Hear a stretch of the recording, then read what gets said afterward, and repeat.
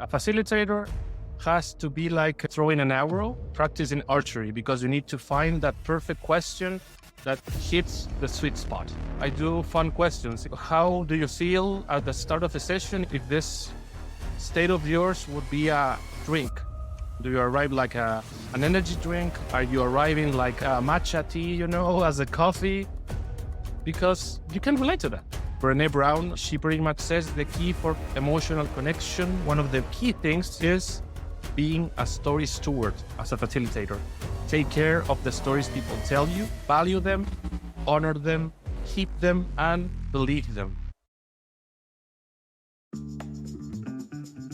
From the city of Peaky Blinders, Birmingham, England, I would like to introduce you to Paddy Danda.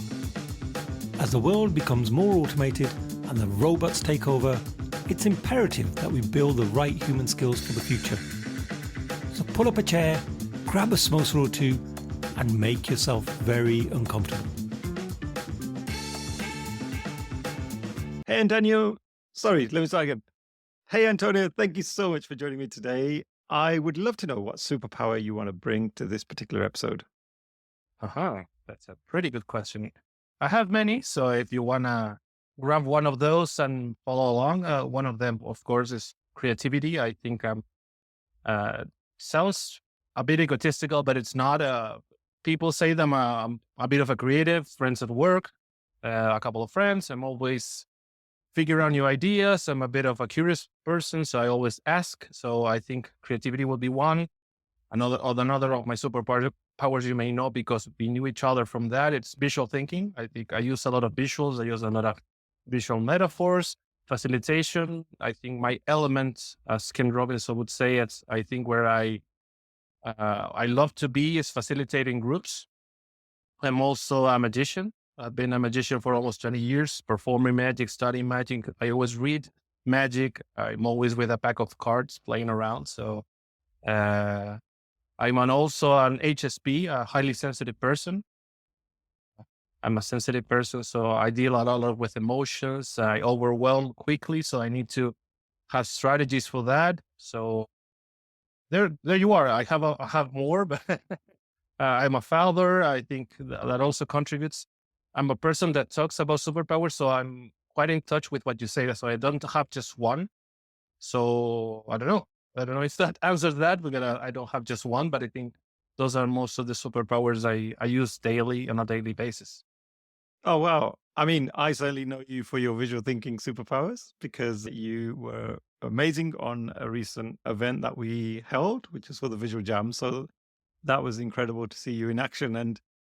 But I didn't know you were a magician. So that's a really cool one. I've always wanted to sort of incorporate magic in my presenting. I think it'd be so cool to kind of go up on stage and actually do some magic tricks and then link that into a talk. So I'm very, very envious of that superpower. Yeah. There's a facilitator that uses magic, which he's from India. He's called Tyagi with THIAGI.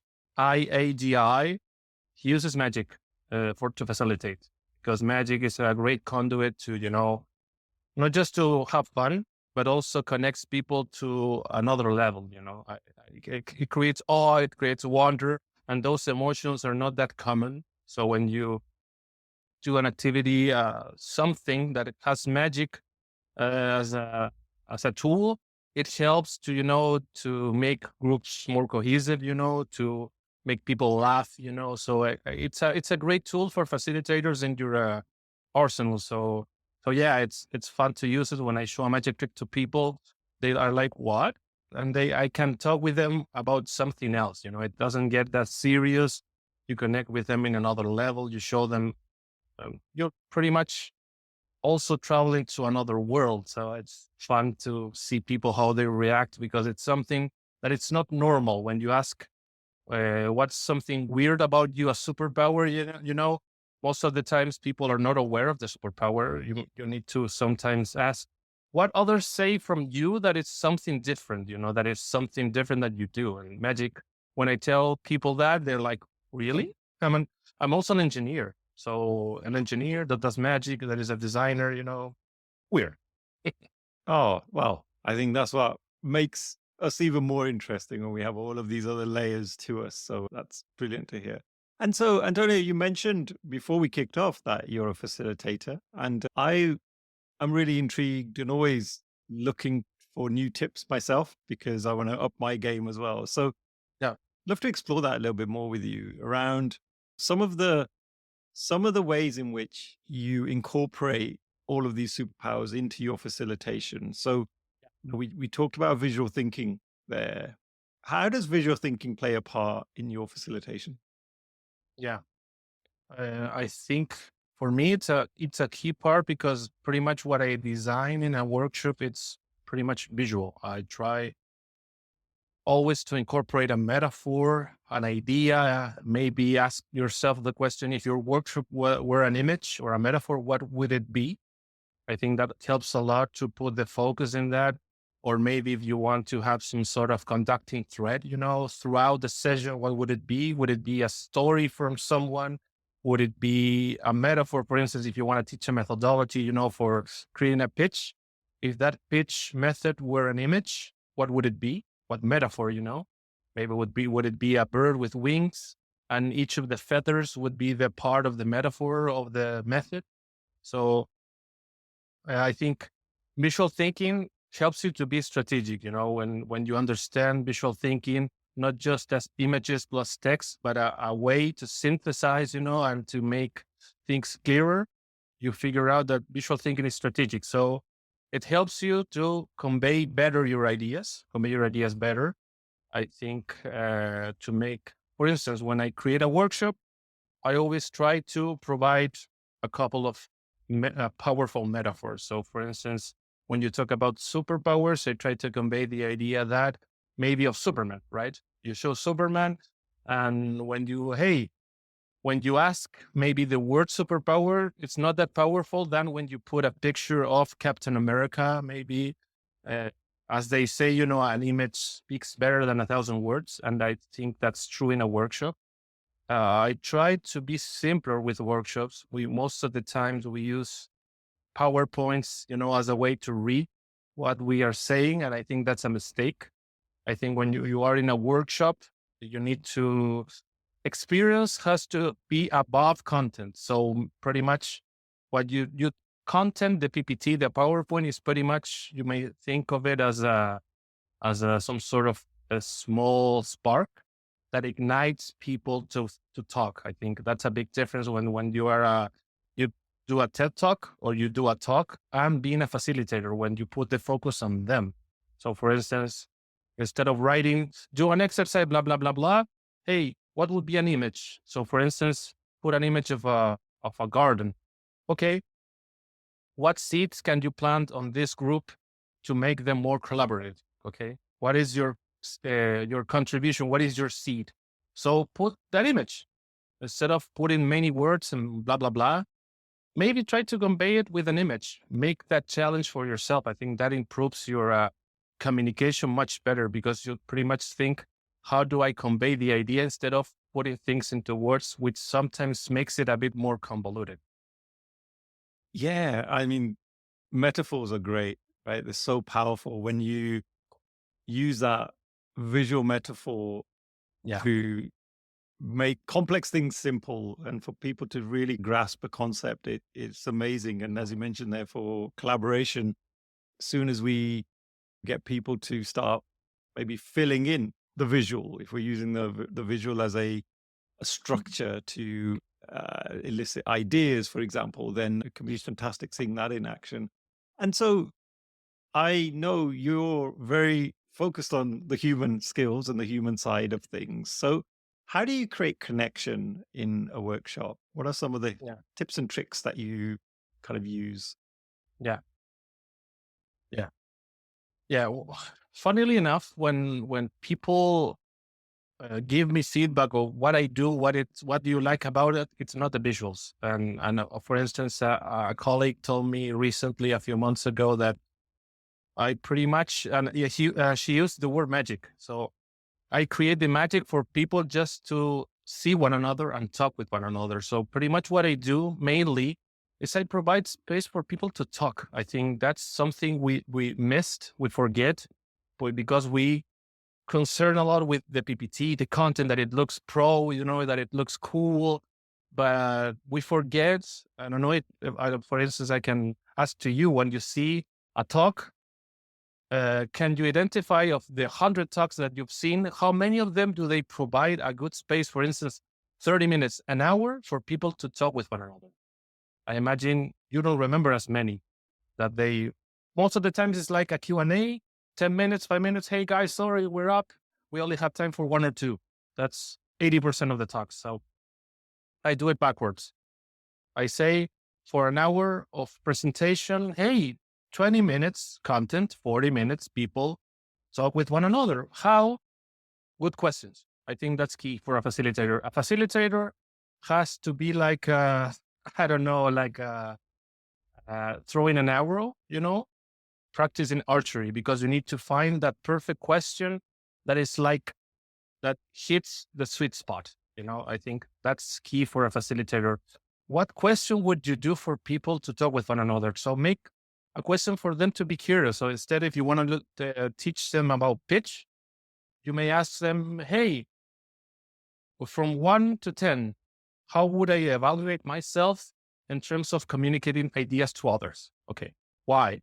And instead of asking to the group, and like in an open session, make people talk in pairs, or in threes. Make them discuss about it. So another thing I would do to create connection for the start, the famous check-in. It's it's a common use word, fashionable for facilitators. Hey, do a cool check-in. For me, a good question, for instance, regarding superpowers would be, what is your main superpower? And I make people to share the superpower with one another, not just in the main room. And I create pairs. So that creates intimacy, that people can relate to something. So I don't go all out on talking about high concepts like pitch. So I ask them something practical. So for instance, even for a check-in, I do fun questions. It's how do you feel at the start of a session? If this state of yours would be a drink. So how would you arrive, Patty, to this session? Do you arrive like an energy drink? Are you arriving like a matcha tea, as a coffee? Because you can relate to that. Instead of just asking high-level questions, you can create connection at the start, making people talk with one another, or maybe make a simple question, but that people can relate. What was the last thing you remember you created? If we're talking about creativity, what was the last idea you created? Or for instance, I make the question, do you believe yourself as a creative? If not, hey, for instance, Patty, when was the last time you solved a problem or you helped someone? Hey, you were creative there. Because we sometimes tend to overestimate the importance of high concepts instead of asking a simpler question. So I think as facilitators, make the simple question, create space for people to talk, and pretty much the content can be on a third or a second place before the important questions. So design good questions, for me, would be the answer. Design precise questions that people can relate and create a space for people to share. I think one of the main things when you're a good facilitator is when people feel they could share and they were given the space, and maybe you were, even if it's a group of 100 people, if you created a group of 2 and you let people talk at least for 3 minutes, people feel intimacy. So I think that's key also. Design things in order for you to make good questions and let people share with one another. That also creates a great environment. Oh, thank you for that. And I couldn't agree more. I love those intriguing questions, not the, oh, how are you feeling? But the way you put that there, it was associated to a drink that we're all familiar with. And that just... Or a song, or a song. What song that it communicates how you leave the session or you enter the session? Hey, I feel like, I don't know, a song from Bruno Mars, or do I feel like a song from Dolly Parton? I don't know, or like a song from one of your playlists, a cool song, a dance, Indian fusion song. That relates. Instead of asking, when you ask people, how do you feel? Most of the time they tell you good, bad, and that's it. Not all people tell you that they are sad, but if you ask them in a way they can relate, using a metaphor, that, that helps a lot. I'm feeling like this might be a good trick for your children when they come back from school, right? Instead of saying, "How was your day?" Let's ask them to compare it to something that they're familiar with in this way. That could be pretty interesting. I might try that today. Let's see. Yeah, maybe you could use, stickers like Paw Patrol. For instance, what I use also, you may make made me remember. I use a lot of uh, card games or cards like Dixit. Because Dixit are metaphorical, or a game that it's called Iconicus. I don't know if you've heard about that game. They are squared cards with icons. So you have an icon of thunder, a cloud. So you could also use that for a check-in, because people generally, when you start from the get-go and you don't know people, they won't express how they feel. They won't tell you, "Hey, I'm sad because I lost my mother a year ago." I don't know. They won't. But if you use symbols, you use metaphors, or you use, as you say, a different way, and you start people to talk with one another. How was your day? Can you name a thing that was good from your day? Can you name something that was the best from your day? Was it walking? Was it pretty much looking above?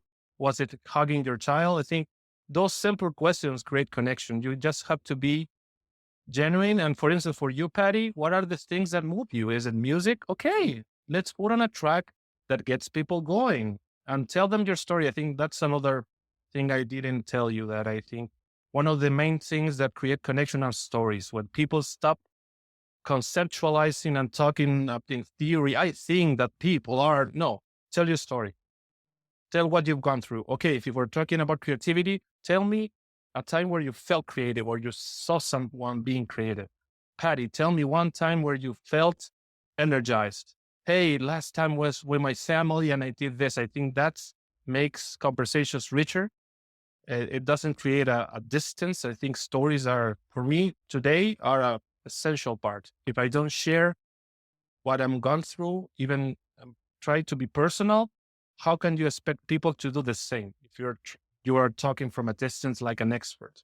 I think that's also a key for a facilitator. You have to put yourself on the arena with people, not apart from them. I think the process of recording these podcast episodes has really helped me try and hone down on my sort of questioning techniques and abilities. I'm still a work in progress, but it certainly, for me, has been a journey of learning in terms of, I remember my early episodes, I was asking all sorts of questions, and now I try and be really intentional about what I'm asking, because sometimes time is short and it's really important that we get the good stuff from our guests. So that's why I think questions are just so important, and it helps in so many different ways. And for me, it's really helped me with my sort of small talk as well. When I'm out and about at, say, a conference and I'm trying to network with people, it really gets you to think about, well, what would that first question be that you ask that person? And I really like some of those questions you just mentioned there. So again, I'm going to add them to my little black book, and I'm sure they'll be coming out at some point. Now, the other thing, Antonio, I know you're super interested in is creativity. And I believe you're writing a book currently as Yeah. well. So could you tell us more about creativity, and what is the role of creativity when it comes to the world of work and even Yeah. facilitation? Yeah. Funnily enough, I think I'm writing a book that it's a bit counterintuitive, because I think what I pose as a concept in creativity is different. When you see a lot of things, you see agile creativity. You see things related to doing that, and pretty much, yeah, to make a shorter pitch as possible. The concept is slow creativity. So that pretty much, when you see creativity in history, you always see that creativity has to do with tons of ideas, and processes and whatever. And I go a bit, I slow down a little and I back up a little. I think that creativity, first of all, one main definition to start talking about creativity is not about being, it's about tuning. It's not whether Patty is a creative or not. The question is Patty does have the environment, does it have the conditions to connect to creativity? And that is why all of us can be creative, because it doesn't have to do with our superpowers. You can also, of course, you use it, but it's not about like a recipe for creativity, Paddy can be tremendously creative if he connects and tunes to different things that has to do with yourself. So I created that idea from a couple of authors, one of them being my friend Sunny Brown from Game Storming. She talks a lot with that, but when you read about creativity, they talk a lot about the idea of ether of creativity, right? Like that space, we can look at it as of us being bees in an infinite garden. I like also that idea, because when you see ideas not from being from yours, instead of being in an ether of creativity, you see why people, if you don't come up with an idea, someone comes up with a similar idea. And we've seen examples of creatives that have similar discoveries. And I think that is coherent with that idea. So first, creativity is about tuning, not about being. And of course, when you see this, the idea of slow creativity blossoms, and slow is an acronym. So S has to do with yourself. And I think superpowers are key. When you connect with what you are, how weird you are, your superpowers, you can get enormously creative. But if you're not genuine, you're not authentic, I think you lose creativity, because you try to be someone else. You try to create the ideas according to someone else's precepts, or how they are. I think one of the key things is connecting. I talk about 3 levels, connecting to your spikiness, what makes you weird, like it makes you a really rare being. Connects to your embrace your multitudes. I like the idea of Walt Whitman. He says pretty much we are many, we embrace multitudes. He is from a poem of his. And I like the idea, because we're weird, but also we are many things. Paddy is not just a facilitator. He's a father. He's a professional. He's a mentor. Those many things, you integrate them, you can be so much creative. And probably if I ask you personally, your best ideas probably come up when you gather all those weird stuff. So for instance, one thing I thought tremendously great about you was the idea how you mix Indian music, Hindi music with, you create fusions. And I found that tremendously weird and unique. So whenever I remember you, I remember the music, for instance. And that's lovely. I think that's something that should be valued. And I think not many people put focus into that. So that's the S. Focusing on yourself, on your multitudes, on your spikiness or weirdness, and in your journey. I think embracing your journey. You're not the same, as you said, from this podcast episode, from the last 100 episodes ago or 50 episodes ago. You're so much different. So I think you also have to see that journey in order to be more creative, The L part from slow is about lila, which is a concept from Sanskrit that a lot of authors use. Even Daniel Goleman from the emotional intelligence, he uses that concept, and many authors, Stuart Brown, many authors known in creativity and emotions and playing. Lila means cosmic play. So I think in order to tune, to be more creative, you have to play. And we can go forward in many ways. You can do a free play type of playing, or you can do deliberate play, play with an intention. You have a mission, an objective, and you play. So that's why gamification, I think it's a great tool to use that as play. And one of the critiques, where there's a current critique about playing with kids, or in kids education, that they use play as something you do on your spare time, instead of using play as a cross-centered tool across all disciplines. I think that's important. Well, that's play. It has many facets, but I think one of the main things is you need to continue playing. And a lovely concept is one from James Cars. He was the one who inspired Simon Sinek to write The Infinite Game. I don't know if the author started with Y, but he also authored a book which is called The Infinite Game. And The Infinite Game pretty much says, it's not about winning or losing. It's about keep playing, for the sake of it, because it gives you pleasure, because when you play, nature also plays, and it's not always a sum-zero game. I think that's also a mistake. So I think you play because you love playing, because play has kept us alive, even as a human being. So L for Lila, play. O, which is O for obsess, but obsess with purpose. I think obsession has been a thing that has gone through history, and you hear many facets of it. One of them is purpose, intention, Another concept is grit from Angela Duckworth. She calls pretty much that it's not about talent, it's about effort, skills, and pretty more than that, perseverance, I think. So obsessed with purpose, grit, and of course, flow. I think Mihai Csikszentmihalyi talks about flow, and it's so important when you enter into that state, because you're obsessed with something and you enter a different kind of world. Imagine you have entered into flow when working with Grant, your pal in Visual Jam. With your kids, you've entered into flow when you start playing with them and you forget that time even exists. I think obsessing is an important part of being creative. When you start getting into the flow, when you're persistent, when you have a purpose, it drives you to something, and many things, and many examples, I don't know, Gandhi, Mother Teresa, that are obsessed with something and they continue to persevere on that. Even guys like Elon Musk, or Steve Jobs were obsessive, or Mark Zuckerberg, were obsessive with what they did. And they persevered even when people told them not to. So, and finally, W, which is a word, I use it as wonder, or a Chinese word which is called Wu Wei. Wu Wei, I don't know if you've heard about that word. It pretty much means stop doing.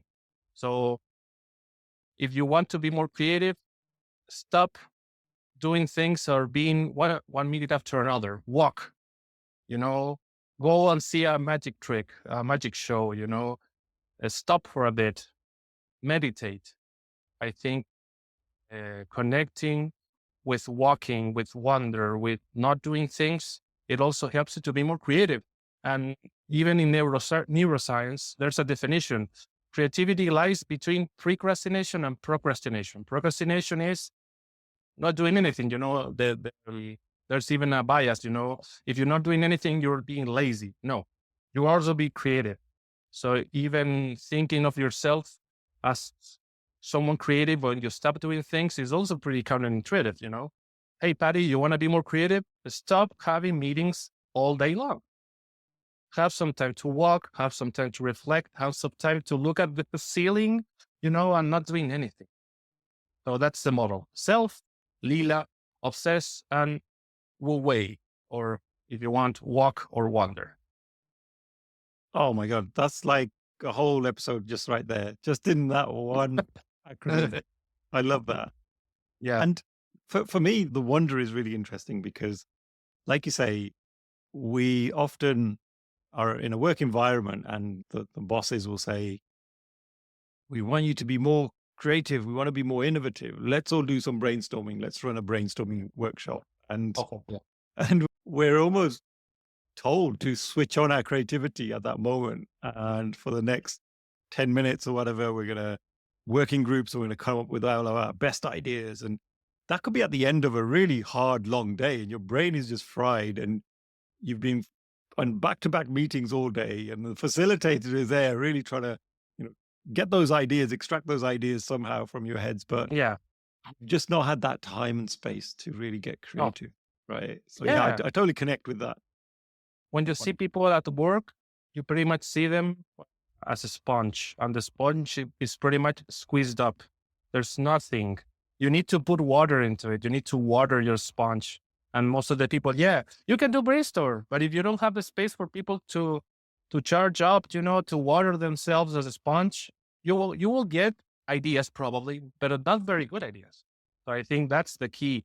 And when you see neuroscience, if you look it up now, Patty, you can find that creativity lies between pre and procrastination. So an indicator of your level of creativity as a team or as a group is the time you allocate for not doing things or stopping. So even if you have an hour a day to just stop, read a book, doing something else, you're being more creative with that. So instead of saying to your boss, hey, what are you doing? I'm not doing anything. Yes, I'm being creative.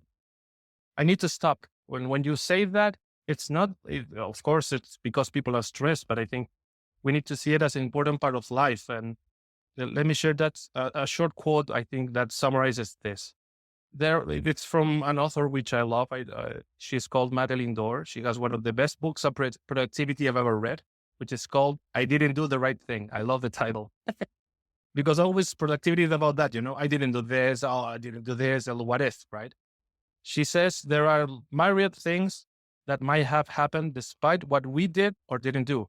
There are far more life and vibrancy to discover in days that ebb and flow than in streamlined, optimized days. We forget we want the symphonies produced by the orchestra, not one flat note. Well, I love that quote.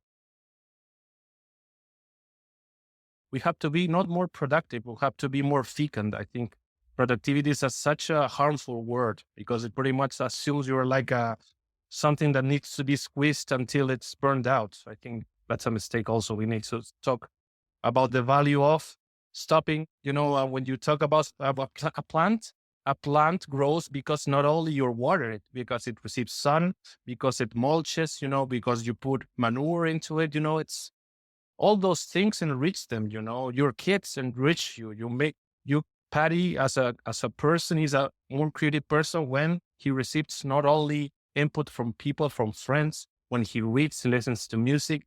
All of that creates you being more fecund, not just more productive. Oh, thank you so much for sharing that. And I love your book recommendations, by the way, because I know lots of people love book recommendations. And it's always great to get some of those from our guests. So thank you for that. Well, we're fast approaching time, so I can't believe just how quick this episode has gone by. But before we finish up, I'm going to ask you one of my other favorite questions. And I didn't pre-warn you on this one, Antonio. So if you could have any superpower to abolish something in the world of work, like if you could take it away, and we're going to do it for 24 hours because I don't want to mess things up too much. So what would that thing be? What's that thing that really gets you mad or you really get frustrated with? Yeah. I think one of the things that when we don't value people's stories, when people start sharing about their lives and we pretty much cut them off, like saying, hey, we don't have enough time for this. I think we should abolish that. We think, and by the way, Brené Brown, I think you know her, she pretty much says the key for emotional connection, one of the key things, she did a study on this, is being a story steward in your team, as a facilitator. Take care of the stories people tell you, value them, honor them, keep them, and believe them. So I think one thing I would abolish is for people to stop this thing about, hey, let's work, hey, right? Let's make this meeting productive. I think we're also being much more productive if I know you, I know your story, because when I know that story, I understand why you do things. I think one thing I will abolish is that. And I think I would abolish this may be counterintuitive. I would abolish meetings because we put a thing on the calendar and most of the times, or 50% or 60%, we don't know what is it for. We don't have meeting with purpose. I would prefer people to talk with one another. Hey, I think we should meet. I would abolish this. I imagine if you see your agenda, I see my agenda, it's filled with meetings. I hope not. But I think I would abolish meetings as such, as a given. I think we should meet, but it should have a purpose. And that is something I read years ago, not even before I was a facilitator, from an author called Priya Parker. She says, purpose is key. Purpose moves everything. So if you have a purpose, you know when to meet, who to meet with. So I would abolish that. Yeah. And I would abolish the idea of saying you are such and such, because I think that also limits us. We're limitless. But if we start saying, hey, Patty, you're an engineer, or in my case, I'm an engineer. If I say I'm an engineer, you pretty much cut off 90% of what I am. Stop. When you introduce someone, hey, Patty's cool. Instead of us saying Patty is that and such and such. I would also abolish that, because that puts tax into us, and those tax even limit our own world. I think that also sucks.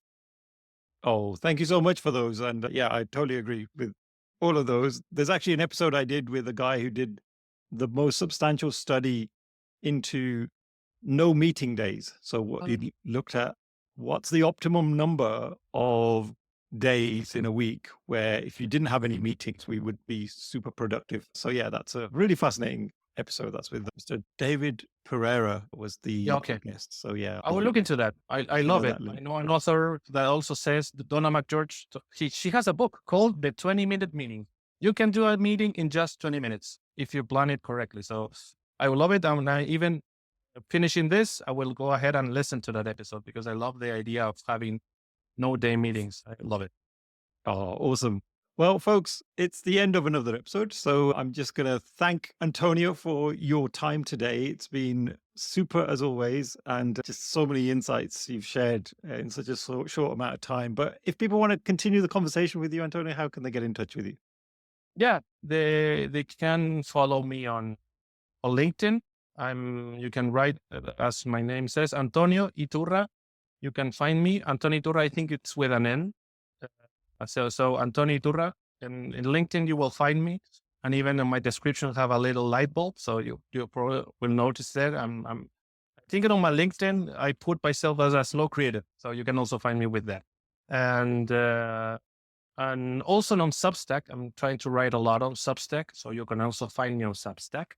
And I have a channel on Instagram that I'm trying to regrow because I created it. I didn't do much with it, but I think I will do that now that I'm focused on finishing my book, which is called The Everyday Created. That's my Instagram channel. I will try to put creative insights or advice. So that's it. On my email, if you want, you can check my email. Patty can put my email on the description. If you want to contact me, it would be a pleasure to talk with you. Oh, brilliant. And I'll share all those links as well in the show notes. So thank you so much once again, Antonio. Yeah, you're welcome, pal. It's the end of another episode. Thank you so much for listening. Please do connect with me via LinkedIn and drop me a message and let me know your favorite takeaways from the episode. Also, don't forget to subscribe to the Superpower School newsletter so that you can be notified of all future episodes. Simply visit the website www.superpowers.school. Thank you once again.